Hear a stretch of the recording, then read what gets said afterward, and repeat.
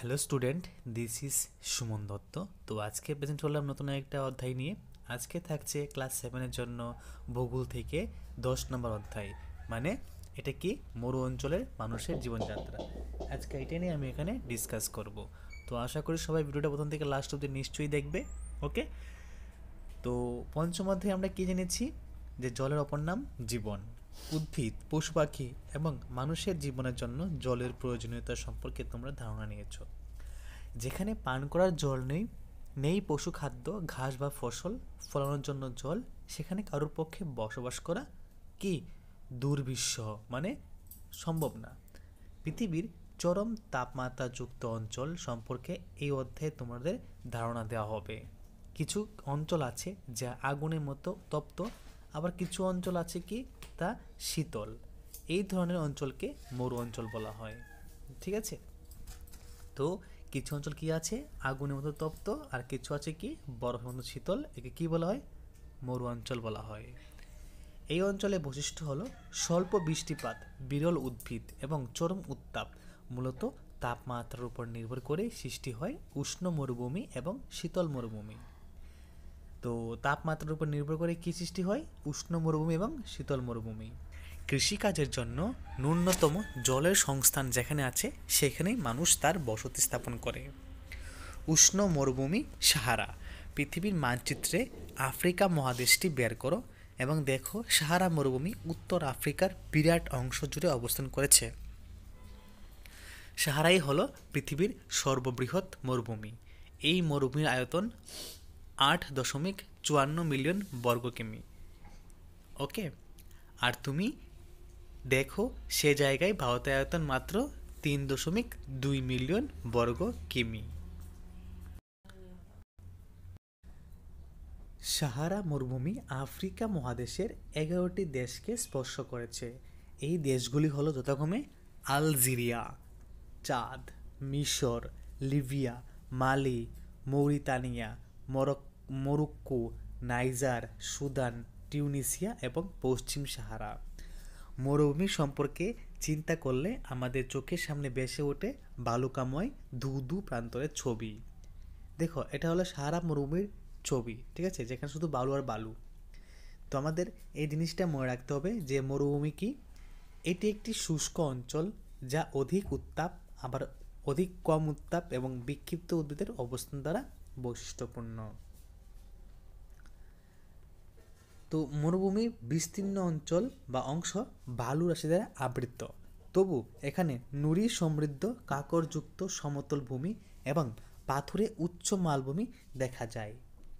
এই পাথুরে ভূখণ্ড কোথাও কোথাও 2500 মিটার পর্যন্ত উঁচু।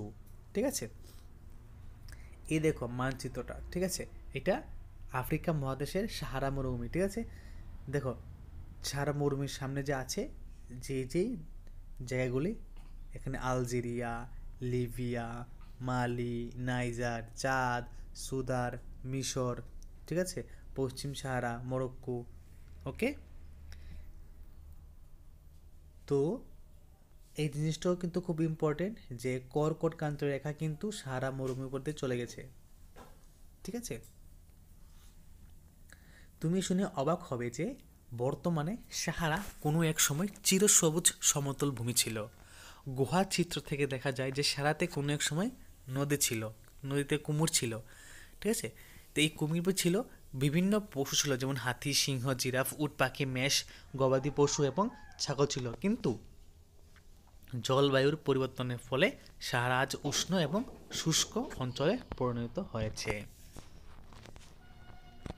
তো লিবিয়ার রাজধানী ত্রিপোলির দক্ষিণে আল আজিয়ায় 1922 সালে সাহারা মরুভূমির সর্বোচ্চ উষ্ণতা রেকর্ড করা হয় 57.7 ডিগ্রি সেলসিয়াস। ঠিক আছে, লিবিয়ার রাজধানী ত্রিপোলির দক্ষিণে আল আজিয়াই। ওকে, সাহারা মরুভূমির জলবায়ু। সাহারা মরুভূমির জলবায়ু উষ্ণ এবং অত্যন্ত শুষ্ক। এখানে বর্ষাকাল স্বল্পস্থায়ী।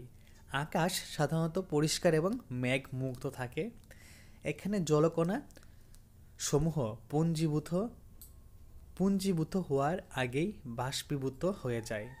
দিনে অসহ্য গরম, দিনের তাপমাত্রা 50 ডিগ্রি সেলসিয়াস পর্যন্ত হয়। তাপমাত্রা বৃদ্ধির ফলে বালিরাশি এবং উন্মুক্ত শিলাস্তূপ উত্তপ্ত হয়ে পুনরায় তাপ বিকিরণ করার ফলে সমস্ত কিছু উত্তপ্ত হয়ে যায়। আবার রাত্রিকালে 0 ডিগ্রি সেলসিয়াসের কাছাকাছি নেমে আসে, ফলে রাত্রিতে বরফে নেই ঠান্ডা অনুভূত হয়। তো উদ্ভিদ প্রাণী, সাহারা মরুভূমি উদ্ভিদ হলো বিভিন্ন ধরনের ক্যাকটাস, খেজুর গাছ, অ্যাকাসিয়া বা বাবলা জাতীয় উদ্ভিদ। কোনো কোনো জায়গায় সবুজ দ্বীপের মধ্যে খেজুর গাছে ঘেরা মরুদ্যান দেখা যায়। এখানকার উল্লেখযোগ্য জীবজন্তু হলো উট, হায়ানা, শিয়াল, পাতি শিয়াল, কাকড়া, বিছা, বিভিন্ন প্রজাতির সাপ এবং টিকটিকি। তো বিজ্ঞানীরা সাহারা মরুভূমিতে মাছের কঙ্কাল দেখতে পেয়েছিলেন। কী ঘটনা ঘটেছিল? সাহারা মরুভূমির আদিবাসী, সাহারা মরুভূমির জলবায়ু চরম ভাবাপন্ন হওয়ায় সত্ত্বেও এখানে বিভিন্ন সম্প্রদায়ের মানুষ বিভিন্নভাবে জীবিকা নির্ভর করে বসবাস করছে। এদের মধ্যে হলো বেদুইন, আর এটা হলো তুয়ারেগ। কি বেদুইন, এটা তুয়ারেগ। এরা মূলত যাযাবর। এরা ছাগ, মেষ, উট এবং গুড়া পালন করে জীবন ধারণ করে। পশুদের দুধ নিজেদের কাজে লাগায়। এছাড়া পশুর গায়ের চামড়া দিয়ে তারা বেল্ট, জুতা, জলের বোতল তৈরি করে। এছাড়া পশুর চুল দিয়ে মাদুর, কার্পেট, পোশাক এবং কম্বল তৈরি করে। ধুলো, ঝড় এবং গরম হাওয়া থেকে নিজেদের রক্ষার জন্য এখানকার আদিবাসীরা লম্বা ঝুলের পোশাক ব্যবহার করে। মিশরের নীল নদীর উপত্যকায় এবং সাহারা মরুভূমি মরুদ্যান সংলগ্ন এখানকার আদিবাসীরা মূলত বসবাস করে। জলের উপর কৃষি নির্ভরশীল। যেখানে জল পাওয়া যায় সেখানে মানুষ খেজুর চাষ করে। এছাড়া ধান, গম, বার্লি এবং মটরশুঁটি জাতীয় ফসলও উৎপন্ন করে। পৃথিবীর বিখ্যাত ইজিপসিয়ান তুলা মিশরে উৎপাদিত হয়। পৃথিবীর বিখ্যাত ইজিপসিয়ান তুলা মিশরে উৎপাদিত হয়। এটা খুবই ইম্পর্টেন্ট। তোমরা কি জানো আজকের পৃথিবীতে সবচেয়ে মূল্যবান সম্পদ হলো খনিজ তেল, যা তরল সোনা নামে পরিচিত। আলজেরিয়া, লিবিয়া এবং মিশরে খনিজ তেল পাওয়া যায়। আলজেরিয়া, লিবিয়া এবং মিশরে খনিজ তেল পাওয়া যায়। এই সম্পদ মরুভূমিতে পরিবর্তন এনেছে। এছাড়া অন্যান্য যেসব খনিজ সম্পদ এই অঞ্চলে পাওয়া যায় তা হলো লোহা, ফসফরাস, ম্যাঙ্গানিজ, ইউরেনিয়াম।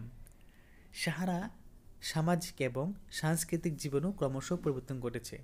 দামি কাঁচি দিয়ে তৈরি জাঁকজমকপূর্ণ বড় বড় অফিস, উঁচু জমকালো গম্বুজযুক্ত মসজিদ এবং এক সময়কার উট চলা পথের পরিবর্তে অত্যাধুনিক প্রযুক্তিকে কাজে লাগিয়ে বিশাল বিশাল সুপার হাইওয়ে তৈরি হয়েছে।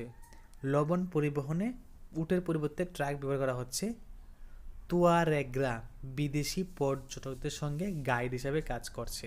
ক্রমশ অধিক সংখ্যক পশুপালক যাযাবর শহরে জীবনযাত্রায় অভ্যস্ত হয়ে যাচ্ছে। ঠিক আছে, তো এখানে বলা হয়েছে যে সাহারার সামাজিক জীবন আর সাংস্কৃতিক জীবন মানে দিন দিন চেঞ্জ হইতেছে। ঠিক আছে, তো এখানে দামি কাজ দিয়ে তৈরি জাঁকজমকপূর্ণ বড় বড় অফিস তৈরি হয়েছে। তো উঁচু জমকালো গম্বুজ মানে কালারের যে মানে এটা কী বলে পিলার সিস্টেম মসজিদ তৈরি হয়েছে। এখানে যেখানে আগে উট চলাচল করতো বড় বড় জিনিস নেওয়ার জন্য, এখানে এখন প্রযুক্তিগত কাজে লাগে বিভিন্ন ধরনের সুপার হাইওয়ে তৈরি হয়েছে। লবণ পরিবহনে বিভিন্ন ট্রাক ব্যবহার করা হয় উটের পরিবর্তিতে। ঠিক আছে, এখানে বিদেশি পর্যটকরা এসে কি করে ঘুরে যায় আর তাদের সঙ্গে গাইড থাকে। ঠিক আছে, প্রবল বায়ুবেগে প্রবাহিত হয়ে বালি অপসারিত হয়ে গর্তের সৃষ্টি হয়। এই গর্তগুলি ভৌমজলে পূর্ণ হয়ে মরুদ্যান সৃষ্টি করে। এইসব অঞ্চল উর্বর হয়। মানুষ এর কাছাকাছি তাদের বসতি স্থাপন করে খেজুর এবং অন্যান্য ফসল উৎপাদন করে। কখনো কখনো মরুদ্যান অস্বাভাবিক রকম বড় হয়। এই ধরনের একটা বৃহৎ মরুদ্যান হলো মরক্কোতে অবস্থিত টাফিলা লেট মরুদ্যান, যার আয়তন প্রায় 13,000 বর্গ কিমি। তো মরক্কোতে একটা মরুদ্যান আছে, তার নাম কি টাফিলা লেট, যার আয়তন 13,000 বর্গ কিমি। তো তারা খনিজ তেল ও গ্যাস উৎপাদন ক্ষেত্রে চাকরিতে যোগ দিচ্ছে। ঠিক আছে, তো লাদাখ দুটি শব্দের সমষ্টি, একটা লা আর অর্থ হইল গিরিপথ আর ডাক হলো দেশ, মানে গিরিপথের দেশ। বৃহৎ হিমালয়ে অবস্থিত শীতল মরুভূমি হলো লাদাখ। লাদাখ ভারতের জম্মু কাশ্মীরের পূর্ব দিকে অবস্থিত। লাদাখ কোথায় অবস্থিত? লাদাখ জম্মু কাশ্মীরের পূর্ব দিকে অবস্থিত। ঠিক আছে। লাদাখের উত্তর দিকে অবস্থিত কারাকোরাম পর্বতশ্রেণী এবং দক্ষিণ দিকে জাসকর পর্বতশ্রেণী। তো লাদাখের উত্তর দিকে কী আছে? কারাকোরাম পর্বতশ্রেণী, আর দক্ষিণ দিকে আছে জাসকর। বিভিন্ন নদী লাদাখের উপর দিয়ে প্রভাবিত হয়েছে। এদের মধ্যে উল্লেখযোগ্য হলো কি? সিন্ধু নদ। এই নদীগুলি তাদের গতিপথ গভীরে উপত্যকা এবং গিরিখাতের সৃষ্টি করেছে। মানে এই নদীগুলি কী করছে? তাদের গতিপথে একটা গভীর উপত্যকা সৃষ্টি করছে আর গিরিখাত সৃষ্টি করছে। লাদাখে প্রচুর পরিমাণ হিমবাহ আছে, যেমন গাংরি হিমবাহ। একটা এক্সাম্পল কি? গাংরি হিমবাহ। লাদাখের উচ্চতা এক এক জায়গায় এক এক রকম। কার্গিলে যেখানে 3000 মিটার, আবার কারাকোরামে উচ্চতা 8000 মিটার। অত্যাধিক উচ্চতার জন্য এখানকার জলবায়ু প্রচণ্ড শীতল এবং শুষ্ক। এই উচ্চতায় বায়ু এত হালকা যে সূর্যের তাপ তীব্রভাবে অনুভূত হয়। এখানে গ্রীষ্মকালে তাপমাত্রা 0°C থেকে কিছুটা উপরে থাকে, আবার রাত্রিকালের তাপমাত্রা -30°C নিচে থাকে। শীতকালে এই অঞ্চলে বরফ আচ্ছাদিত থাকে, তখন এখানকার তাপমাত্রা প্রায় সময় -40°C নিচে থাকে।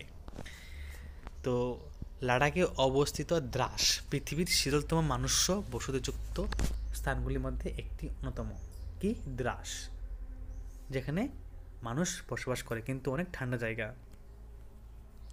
তো লাদাখ হিমালয়ের বৃষ্টিছাই অঞ্চলে অবস্থিত হওয়ায় এখানে বৃষ্টিপাত খুব কম, বছরে 10 সেমি এর মতো বৃষ্টিপাত হয়।